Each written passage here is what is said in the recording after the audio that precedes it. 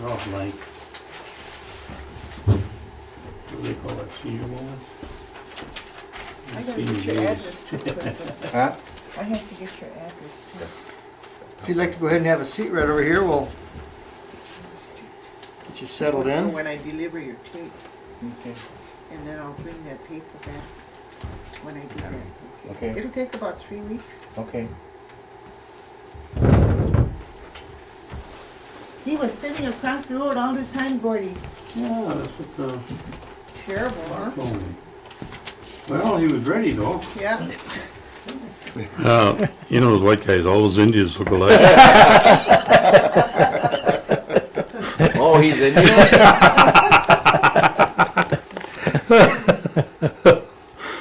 Okay. Lots of Anytime, ducks.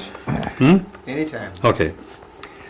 All right, would you give us your name and spell it for us? Richard C Elm.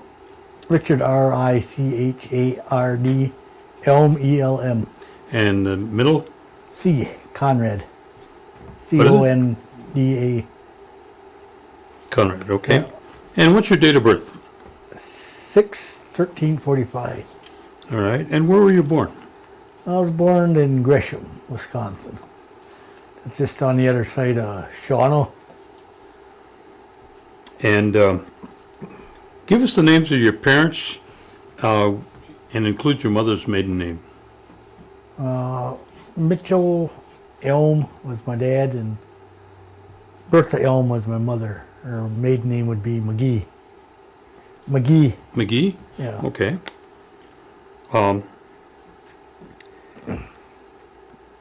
Do you remember the names of your grandparents? No, I never was introduced to my grandparents. Never seen them or nothing. Unless I was knee-high to a grasshopper, maybe then, but I didn't. I can't remember. Okay. And they never mentioned them. My parents never. They talked about them, but and they have some pictures, but I never, Yeah. seen them. Or And what about brothers and sisters? How many do you have? I have 4 sisters and 7 brothers. That's a big family. Yeah. Can you give us their names? My brothers are. Let's see there. Gotta start with. I gotta think now here. There's Howard, Jeffrey, Raymond, Ivan, Edward, and Lawrence. And then the sisters are Frances, Mary, Val, and Pat. And 3 of my sisters live in Milwaukee, and one lives out in California. And I got 2 brothers out in California too. And the other brothers, where do they live? Around here? Milwaukee. Okay. And there's 2 of them that live here in Green Bay. I see. Yeah. Now, your dad's, let's talk about your dad, his background. What kind of education did he ever tell you about it? He never was around that much to talk to us. He's too busy logging. He was a logger. Then he come home when I was in. I was a little guy, and he moved us around quite a bit because he had to go where the work was, and he was more or less like a laborer. Because I remember one time he took us up to Sturgeon Bay to pick cherries. Then they brought us back here, and this is where we settled down. And by Pulaski, found a place, and we started working for the farmers around there. Then, and that's what, from that on, that's all I can remember, because he didn't stick around that long. He just up and gone, and he's gone most of the time, most of my life. Well, did your dad speak Oneida? Very little, I think, because I didn't get to talk to him. Okay. And he did mostly logging and labor Yeah. work. He left and went to Milwaukee. He was down there most of the time, working down there. Okay. I don't know what kind of work he did, but he stayed in Milwaukee most of the time. Okay.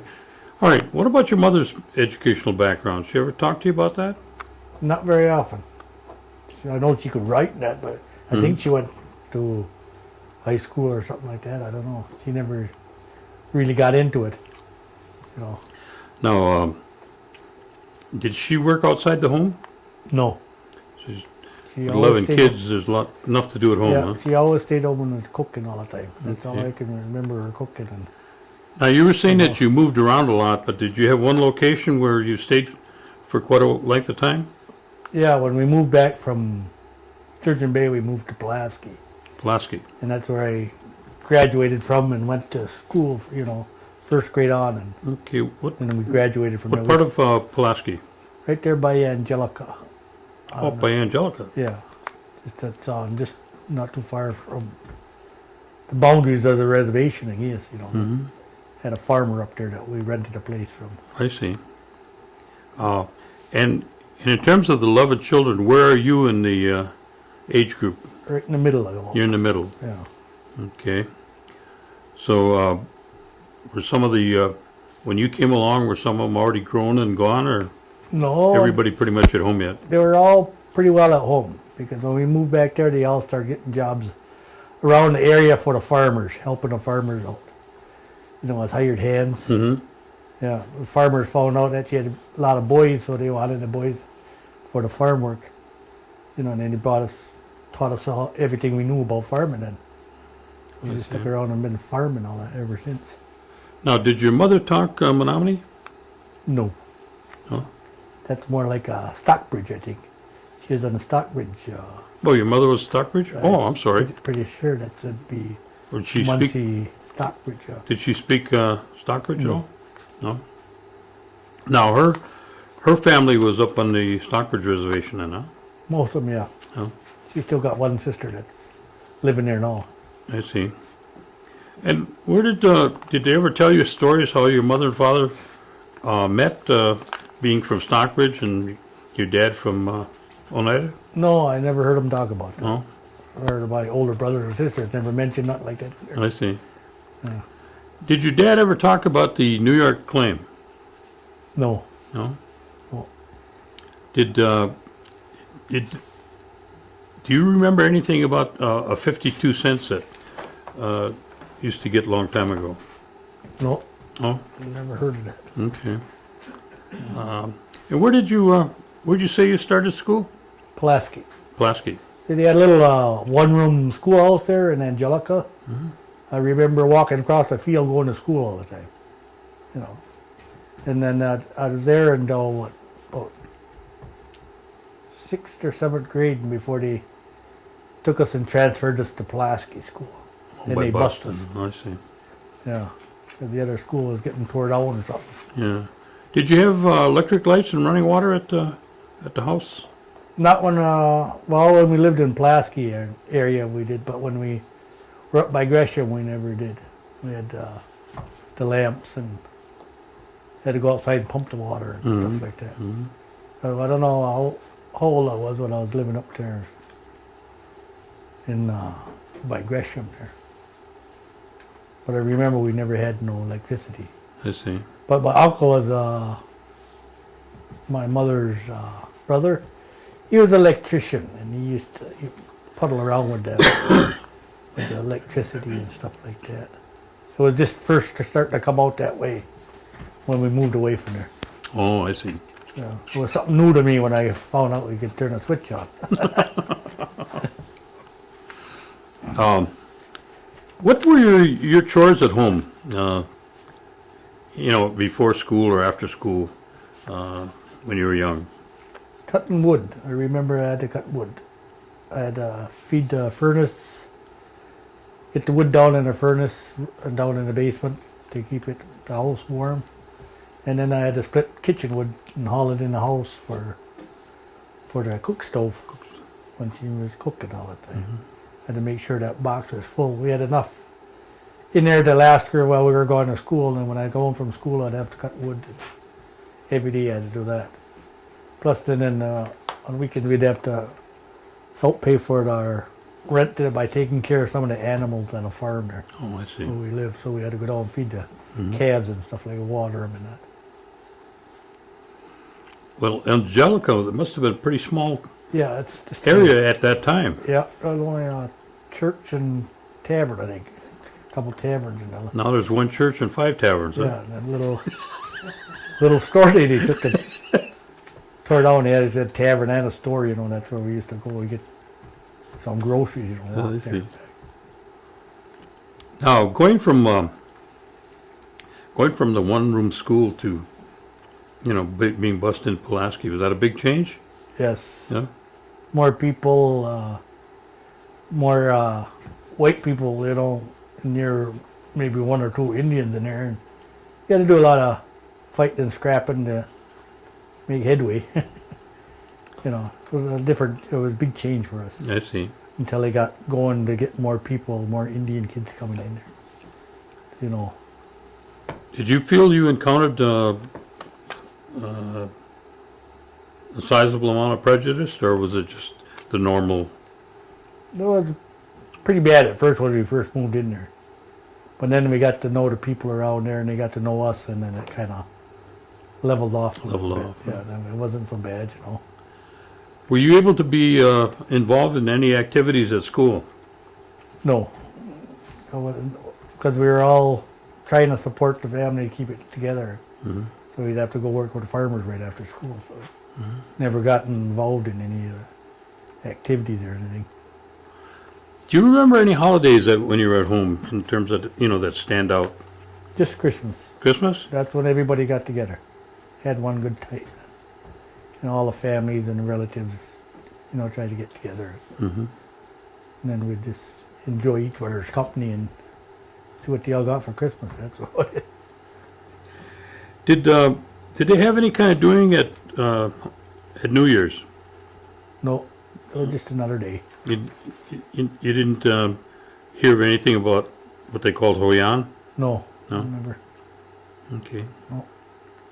Now, did your mother or dad, did they have any home remedies that they would use to take care of the kids if somebody got sick or hurt or anything like that? My you know? ma used to have some wintergreen and onion and honey, I think, she mixed together. If you had a cold or a sore throat, she'd mix that together and it smelled real sweet after she boiled it or something with the onion in there. Then she'd make you take that for cough syrup or something, you know, in your throat. Mhm. It's the only stuff I can remember taking. But the wintergreen, you know, she'd you could go out there and pick it. Pick that out in the woods there. Then you could chew it as gum too if you want.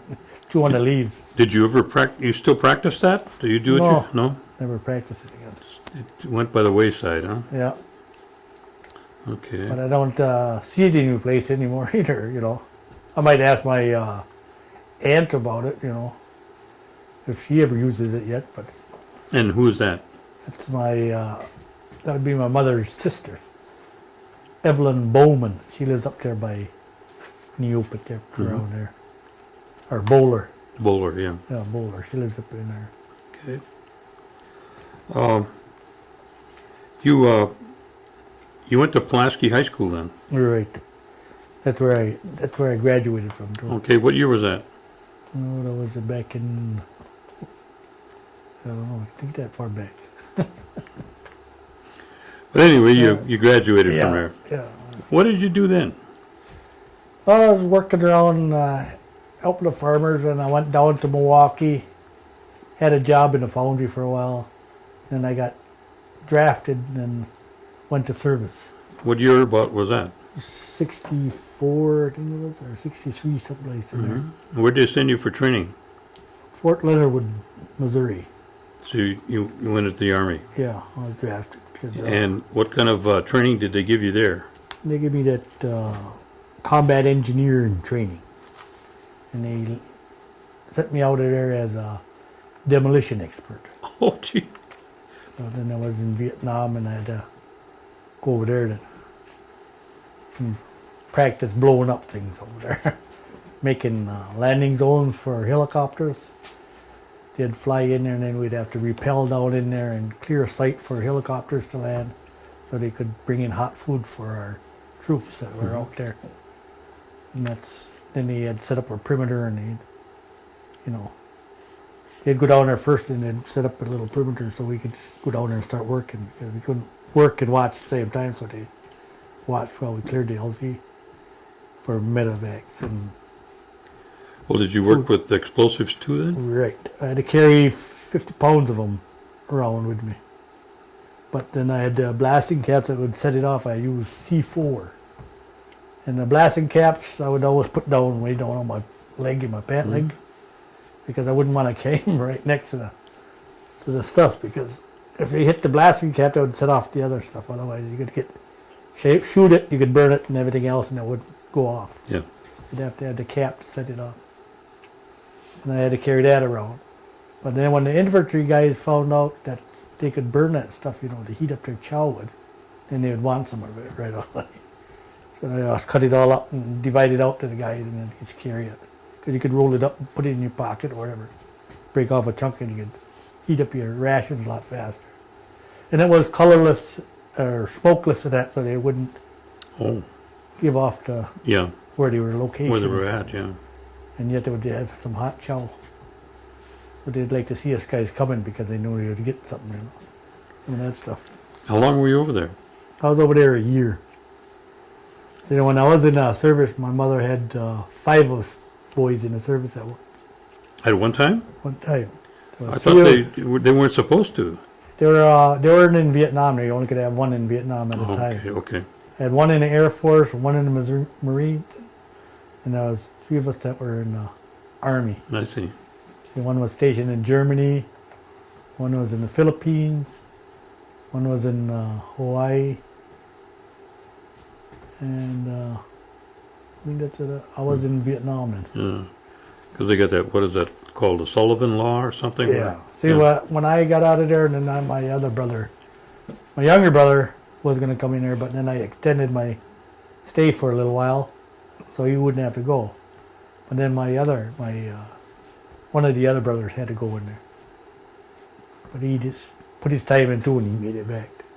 What was the temperament at the time? That, was that kind of right at the middle of things that were going on in Vietnam? And what is it, 65 you said? Yeah. You know, the anti-action against the war didn't happen till a little later, wasn't it? Or, Just starting about then. When I About was then, in huh? there. Yeah. And what was the troops' morale?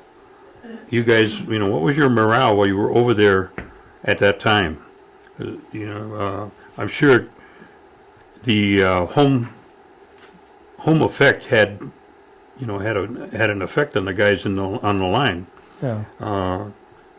What did you feel about it? So a lot of us just went over there to, you know, because we were drafted. So we figured we'd be over there a year and get back home again. That's what their main objective was, to Just get stay in, healthy and get in and get out. You know? keep your head down, Yeah. get the hell out when you could. Yeah. Huh? Because they didn't keep a track of what was all going back in the United States, because you would want to, parents, you write home and then they write back. They don't give you all of that. Yeah. They just want to tell you what's going on in the family and Well, with what's the going on. explosives, you must have had some times when you know it gets pretty scary with that stuff. Yeah, there was a few times because I was a small little guy. I was only about 120 pounds, soaking wet when I went in there. You know, I didn't look like this. And they used to make you go, you know, clear out these bunkers and that, Oh, okay. where the Viet Cong used to stay in. Didn't they call those guys rats? Yeah, tunnel rats. They tie a rope around you and give you a 45 and a flashlight, and you go in there and look around. Mm-hmm. But I didn't have to. I just had to go in there and set the explosive up. I already knew it was clear. Oh, I see. See, because I wasn't going to go in there. I let them damn guys do that. Well, that So I had to takes go in some there kind of guy to do that, I'll yeah, tell but you. you still got to go in there and look around. You got to watch for snakes and spiders and everything else. You know? They'll bite you too. You know, they're poisonous. But you just go in there and you set that explosive and destroy their, So they can't tunnel, use it again, yeah. kind of blow it. And then towards the end, they started where they had this thing they could just go around and see where it went and how deep it was. And you just blew it down in, cave it in then, Oh, I see. you know. Unless it wasn't real, got complex, then they'd go in there and set it all up. Well, would you have to go into the field for an extended time, or did you go in, do a job, and then come back out? But we were out there most of the time 2 or 3 weeks at a time. Stay out right with the infantry that's going. Mm-hmm. There'd be some in front of us and some in back of us, but they always kept us in the middle. But we still had to pull guard duty with one of the infantry guys at night like that and I see. set up a perimeter. And if they had a helicopter that was shot down or anything that had to be destroyed right away, we'd have to go over there and destroy it I see. before the enemy got it. Because they could use all the parts for anything True. to come back and turn it on you. So then we had to, most of the time we had to set up the perimeter, we had to go out and set up these claymore mines and all of this, so to shoot them out that way. Mm-hmm. So they couldn't sneak up us at night. And in the morning you'd have to go back out there and retrieve them. But you'd have to be extra careful because sometimes they just sneak up at night and turn them around, face you, and then they'd booby trap you. I see. So we'd have to go in there. We had to probe around and Mm-hmm. do that too. When we had to disarm a lot of mines too. But we didn't disarm them, we just blew them up to make sure because we didn't want to get nobody hurt. Yeah. Did they make any distinction about you being an Indian when you were over there? No, No, I mean, because everybody was together in one group. They bind together, I see. There was a lot. There's a lot of places that, they made reference to there's, the chief. And, Yeah. the, No, whatever they the didn't do Indian- that over there. They just, No? Okay. because there was a lot of Indians and colored guys, and everybody was all together. You had to live together anyway. Yeah, yeah. We watch each other, as far as that goes. And you spent a year over there, Yeah. okay? And what did you do when you came back? Then when I come back, they sent me back to Delaware on the East Coast there, Mhm. Connecticut in there, and I was an honor guard. I had to come back and go to these funerals and help bury the veterans or the guys that come back, escort the bodies until they were buried and they're taken care of. So I just sat there and I just had to keep my uniform pressed and my boots polished and prayed every day, and march and stay in step, and when they call for you, you'd have to go wherever it was in that East Coast area. Mhm. They'd put you in a van and away you'd go. How long did you do that? I only had about 3 months left when I got Oh, that back. was before you were getting out there. Yeah. Mhm. Before you got out, they'd do something like that with the younger guys. And then where did you go after you got out then? I went back to Wisconsin. I come back here. Here? And where did you reside then? I went back home by my mother there and stayed there for a while. And then I got a job in Green Bay, then I moved into Green Bay. What That's where I've been ever since. where'd you go to work in Green Bay? Procter & Gamble. Oh, you're at the mill. Yeah, I got Oh, there, okay. then that's where I stayed. What year was that? Back in 69, I think. Because I was there for 31 years at the paper mill. See, then I just retired a couple years ago. Were you part of that group that they bought out? No, they bought them out after I got out of there. Oh, afterwards? Oh, gee. Yeah. Yeah. That was a bummer, huh? Yeah, they were talking about it before I got, I was just about ready for 55 to get out of there. And then they were talking about it, and then they extended it a little longer than, so I just stayed in until I was 55. Mm-hmm. That's where I got the insurance, and all that was going to help me. Otherwise, you could buy out, then you'd have to get some insurance, but not all of it. I think that's the way it was working. And then they changed it every time they took another batch out. Yeah. John Webster, did he work there? Yep. I think they bought him out, I think. Pretty sure they did. Yeah. Because he's retired now. Yeah, he took the buyout, I think. And, okay, once you went to work at the mill, then you were living with your mother then. Did you move down to Green Bay then? After I got married, then Oh, when did you get married? I got married back when first time around it was what was it? Right after I started there, I think it was 70 something like that. In the 70s? Yeah. Mm-hmm. And So then we moved. what was your wife's name? Linda? Was her name? Linda? Yeah. And did you have any children? Yeah, I had two. I had a girl and a boy. And what's their names? Well, our daughter is Dawn, and son is Richard Jr. Okay. And daughter lives with her mother yet, because she's handicapped. And where was she from? She was from Rhinelander. Oh, okay. Yeah. And then once you got married, then you moved to Green Bay? Yeah. Okay. Yeah. And my son Richard, he's living in South Bend, Indiana right now. Oh, He's a plumber. he's a plumber. Yeah, he took up the trade of a plumber, see. you know. So he's been down there ever since he was, I think he was about 9, 10, something like that, when their mother moved him down there. Hmm? Yeah. So he just lives down there. He's married down.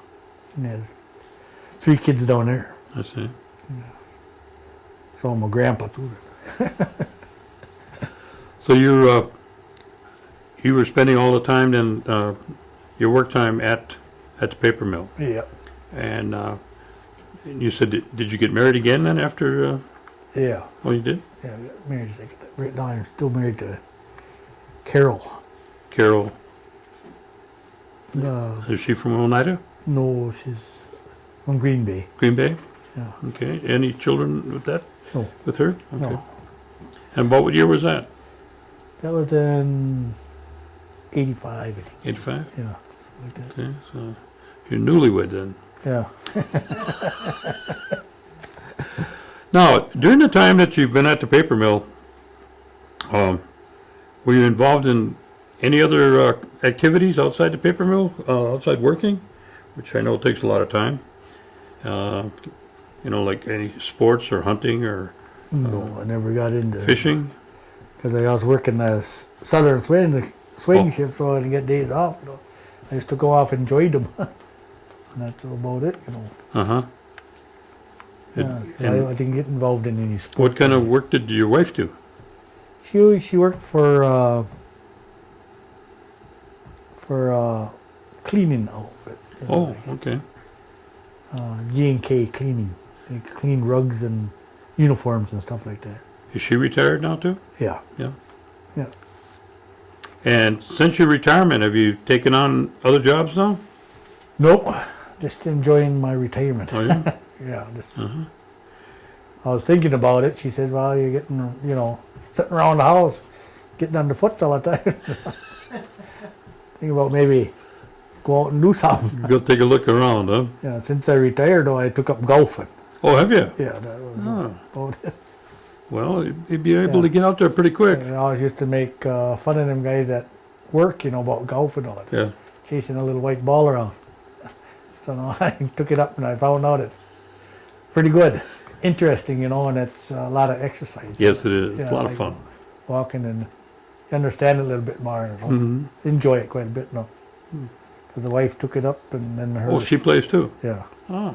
And there's a couple other guys that are retired from the mill that we go out. Hmm. You do any bowling? I tried it a couple of times, but That ball is too big, huh? too heavy. Have you had an opportunity to utilize any of the services of the tribe? I talked to my neighbor there, Bobby King, Okay. and he says he uses it quite a bit, And I said, well, what's the number? He gives me the number to some of the people, I just call them up. And right now I'm doing planting a tree out in front, and I get Dan to come over to help me, Oh, okay. and Brooks, Yeah. and he said he'd come over and plant the tree and help me get it. I just bought the tree and nice Mhm. size one. And otherwise, I used them ever since I turned 55. As far as cutting or trimming trees down there, and I just remodeled my house not too long ago, so I had to get a lot of people involved there. Went through the tribe to see where I could get help, and went through that route. Hmm. Do you use the health center at all? Yep. Oh. I get my medication from there, and that's where I usually go Hmm. down there. Do you, you've seen a lot of growth in the tribe since, when you're young to Yeah. up to today. And what's your feeling about the casino? It did quite a bit of good for the whole tribe itself. They see a lot of improvements, building. And people are bettering themselves right along. You can see that every day, Mhm. They're more proud to be American Indian now because they got something they can show off. Get the people in there. And they're not just helping themselves, they're helping the whole community here. But I see a lot of this jealousy, I'd call it, in there, because some people get more than the other ones and stuff like that. Yeah. But it goes with your education. The more education you got, the better you get do it. But they don't use it in a selfish way. They help the younger people to get in there and stay in school, like he said, and help out. The more, like, educate the people that with the laws and for the Oneidas and stuff like that. It's improving quite a bit Mm-hmm. since they started out there, Yeah. Is there areas that you feel that they could improve on, or you'd like to see them improve in a particular area in terms of services for the Oneida people? The tribal government, I mean? Well, right now you can't do it because they're still in the process of building their nation right now, Mhm. But they could, they're trying to improve, but it's the other side, the government, that doesn't want it, bucking away all the way through there. Sure. But once they get to understand more of the Indian ways, I think they'll realize that they should Yeah. help the Indians too, because the Indians are helping everybody else. Do you go to any of the General Tribal Council meetings? Yes, I was on one of the boards here not too long ago. A couple of years ago, I think it was, when I was on the land committee. Oh, okay. I served on that for a while. And I could see a lot of politics in there too, Mm-hmm. What's What's your position on, their talk about this agreement that we might be able to make with the state of New York and the establishment of a casino out there? What's your feeling about that? I think it would benefit everybody around. Once they got in there, it's just foot in the door, but the people would benefit more from it as far as their health service and all of this, like your health center Mm-hmm. and your recreation, or your park where you got all that exercise and Oh, yeah, yeah. Our Lady of Fitness, Charity. yeah. Yeah. I just joined that not too long ago, and Oh. that's really nice to have too. But you see a lot of people in there too. Mm-hmm. A lot of the elderly coming in there. It's educating them how to take care of themselves, and you don't have to depend on the health center as much. Once you get your body back in shape, And I see quite a few elderly coming in there, and they got programs for everyone. And then they got teachers in there too that if you need help one-on-one, they'll come in there and help you out with that too. Has your children, have they had an opportunity to take any advantage of, the tribal operations? As an example, the education aspect? No, No? they never. Okay. See, my son, he didn't realize that until after he was almost done with his plumbing. He was, what do you call him? Journeyman. Oh, apprentice Yeah, was he yeah. was working as a yeah. Yeah, he wasn't. To a journeyman. apprentice, Mhm. yeah. Otherwise, then he got through that. Then he found out, huh? Yeah. That's too bad. Yeah. Is there any areas that you wanted to share with us that I didn't cover that you can think of? No, I can't think of any right now. No. No. Okay. Well, probably in about 3 weeks, maybe 4, we'll have some copies made up, and one will go into the tribal archives, and then we'll make a copy up for you and your family that you can have. This will be just the raw footage that we're shooting now. Mm-hmm. It won't be edited or anything. But, you know, Lois will get that to you. And again, we hope to be able to put this in some sort of a medium in a not too distant future where if, your kids or maybe your grandchildren will want to see what Grandpa had to say, they could type your name in and Yeah. up would come your interview about blowing up holes in Yeah. Vietnam. Yeah. But you know what I'm saying. Yeah. So I want to really thank you for coming and sharing this with us. Yeah. And Alan will disconnect you. Yeah. Okay.